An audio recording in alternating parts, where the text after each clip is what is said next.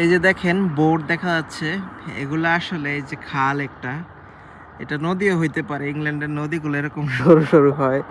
So এরকম নদী আছে যে আপনি লাফ দিয়ে পার হইতে পারবেন। সো এটা হচ্ছে একটা খাল। এই যে দুইটা নৌকা দেখা যাচ্ছে, বোট। তারপরে ওই পাশে আরো কিছু বোট দেখা যাচ্ছে। এগুলো আসলে বোট না, মানে এগুলোতে মানুষজন এখানে থাকে, মানুষজন এখানে বসবাস করে। এগুলোর মধ্যে টয়লেট আছে, যে রাস্তার উপরে ব্রিজ, এগুলোর মধ্যে টয়লেট আছে, বেডরুম আছে, সব কিছু আছে।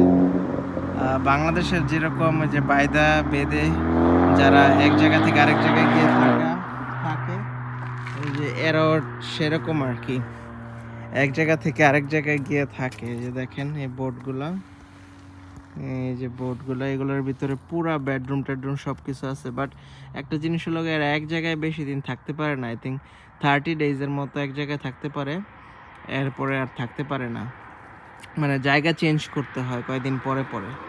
এক একটা বোট আপনার খরচ পড়ে, সবচেয়ে খারাপ যেটা সেটা খরচ পড়ে 30,000 বাংলাদেশি টাকায়, 50 লাখ টাকা। আর ব্র্যান্ড নিউ কিনলে 80,000, 1.5 কোটি টাকার মতো খরচ হয়।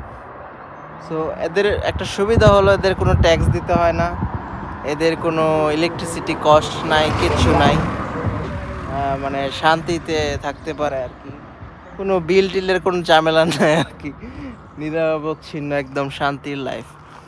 বাংলাদেশের বেদে আর এদের মধ্যে কোনো পার্থক্য নাই আর কি।